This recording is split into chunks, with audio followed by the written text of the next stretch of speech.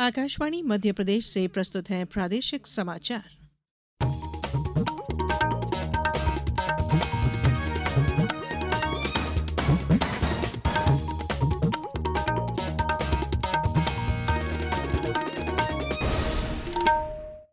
नमस्कार, समाचारों के साथ मैं धारणा सचदेव। सबसे पहले इस बुलेटिन के मुख्य समाचार।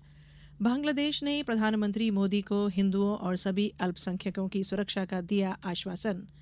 सम्मान समारोह में राज्यपाल और मुख्यमंत्री ने की पुलिसकर्मियों के कामकाज की सराहना। 70वें राष्ट्रीय फिल्म पुरस्कारों की घोषणा। मलयालम फिल्म अट्टम को मिला सर्वश्रेष्ठ फीचर फिल्म का पुरस्कार। और प्रदेश में रक्षाबंधन की रौनक से गुलजार हुए राखी बाजार। अब समाचार विस्तार से। बांग्लादेश की अंतरिम सरकार के मुख्य सलाहकार मोहम्मद यूनुस ने अपने देश में हिंदुओं और सभी अल्पसंख्यकों की सुरक्षा का आश्वासन दिया है। उन्होंने आज प्रधानमंत्री नरेंद्र मोदी को फोन किया। बातचीत के दौरान उन्होंने मौजूदा स्थिति पर विचारों का आदान प्रदान किया। श्री मोदी ने लोकतांत्रिक, स्थिर, शांतिपूर्ण और प्रगतिशील बांग्लादेश के लिए भारत का समर्थन दोहराया। मुख्यमंत्री डॉ मोहन यादव ने कहा है कि मध्य प्रदेश पुलिस ने सुव्यवस्था स्थापित करने और अपराधों पर नियंत्रण के क्षेत्र में अच्छा कार्य किया है।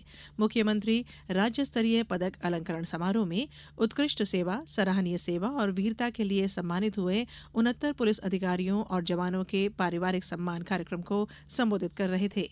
मुख्यमंत्री डॉ यादव ने कहा कि मध्य प्रदेश पुलिस ने अनेक अवसरों पर खुद के जीवन को दांव पर लगाकर अपना दायित्व निभाया है। वहीं राजभवन में आयोजित एक अन्य कार्यक्रम में राज्यपाल मंगूभाई पटेल ने कहा कि अब रिएक्टिव पुलिसिंग से प्रिडिक्टिव पुलिसिंग की जरूरत है।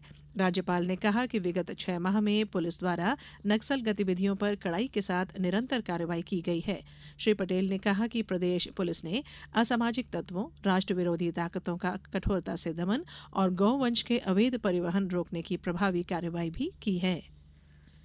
जम्मू कश्मीर में विधानसभा चुनाव अगले महीने की 18 तारीख से 3 चरणों में और हरियाणा में एक ही चरण में 1 अक्टूबर को होंगे। मतगणना 4 अक्टूबर को होगी। मुख्य निर्वाचन आयुक्त राजीव कुमार ने आज नई दिल्ली में इस चुनाव कार्यक्रम की घोषणा की।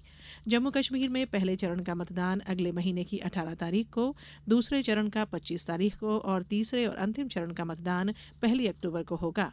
उन्होंने बताया कि जम्मू कश्मीर में 87 लाख से अधिक मतदाता 90 सदस्यीय जम्मू कश्मीर विधानसभा के नेताओं के भाग्य का फैसला करेंगे। हरियाणा विधानसभा चुनाव में 2 करोड़ से अधिक मतदाता मतदान कर सकते हैं। यह 20,000 से अधिक मतदान केंद्र स्थापित किए जाएंगे। मुख्यमंत्री डॉ मोहन यादव आज डिंडोरी पहुंचे। यहां शासकीय चंद्र विजय महाविद्यालय ग्राउंड में आयोजित कार्यक्रम में मुख्यमंत्री ने जिले को 147 करोड़ रुपए के विकास कार्यों की सौगात दी। उन्होंने जिले के विक्रमपुर में औद्योगिक क्षेत्र विकसित करने, किसानों को पानी के लिए बिजली की व्यवस्था, गाड़ासरई में उप तहसील की स्थापना और जिले में आयुर्वेदिक कॉलेज की स्थापना की घोषणा की। मुख्यमंत्री ने नर्मदा घाटों का निर्माण, नर्मदा पुल से मुड़की तक 2 लेन सड़क के साथ ही अन्य विकास कार्यों की सौगात भी दी। कोलकाता में 8 अगस्त को प्रशिक्षु डॉक्टर से बलात्कार के बाद हत्या के विरोध में देश भर में डॉक्टरों का प्रदर्शन जारी है। भोपाल में एम्स के बाद हमीदिया अस्पताल के जूनियर डॉक्टरों ने भी काम बंद कर दिया है। इंदौर में भी जूनियर डॉक्टर्स आज इमरजेंसी केस ही देख रहे हैं। जबलपुर, छिंदवाड़ा, ग्वालियर, रतलाम में इंडियन मेडिकल एसोसिएशन के सदस्य डॉक्टर हड़ताल के समर्थन में बांह पर काली पट्टी बांधकर विरोध जता रहे हैं।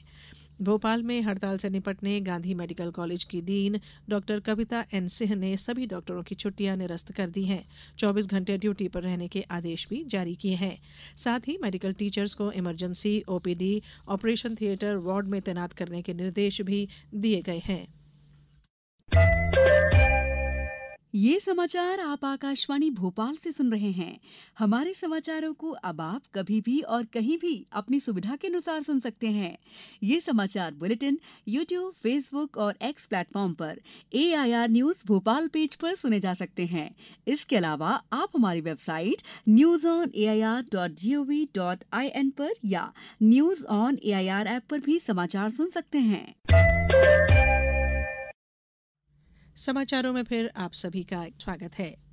वर्ष 2022 के 70वें राष्ट्रीय फिल्म पुरस्कारों की घोषणा आज नई दिल्ली में कर दी गई। मलयालम फिल्म अट्टम को सर्वश्रेष्ठ फीचर फिल्म घोषित किया गया है, जबकि आईना को सर्वश्रेष्ठ नॉन फीचर फिल्म का सम्मान मिला है। सर्वश्रेष्ठ निर्देशक पुरस्कार फिल्म ऊंचाई के लिए सूरज बड़जात्या को दिया गया है। फिल्म कंतारा में अभिनय के लिए ऋषभ शेट्टी को सर्वश्रेष्ठ अभिनेता का सम्मान दिया गया है।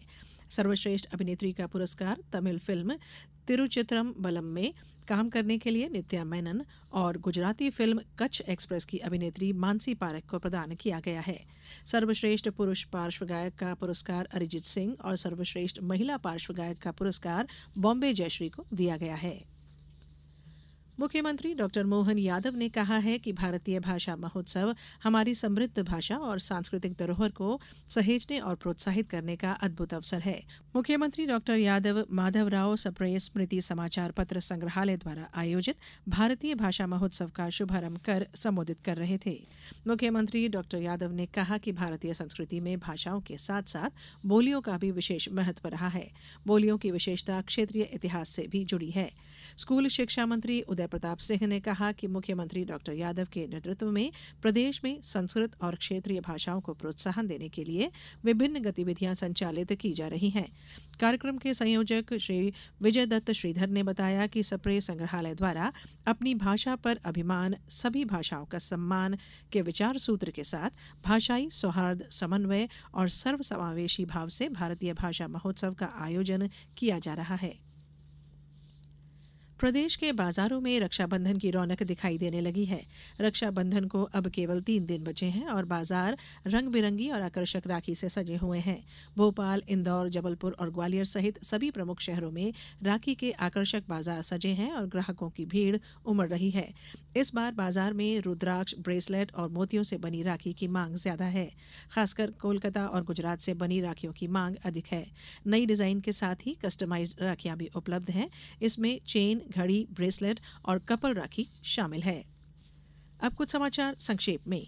प्रदेश में रक्षाबंधन के अवसर पर जेल में बंद बंदियों की बहनों को राखी के पर्व पर प्रत्यक्ष मुलाकात कराकर राखी बांधने की अनुमति प्रदान की गई है।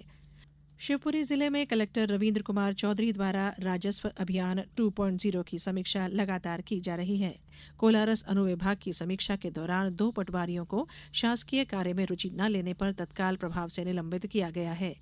उर्दू अकादमी द्वारा जश्न आज़ादी अखिल भारतीय मुशायरे का आयोजन कल उज्जैन में किया जा रहा है, जिसमें देश के अंतर्राष्ट्रीय ख्याति प्राप्त शायर अपनी रचनाओं के माध्यम से राष्ट्र और शहीदों के प्रति अपनी कृतज्ञता व्यक्त करेंगे।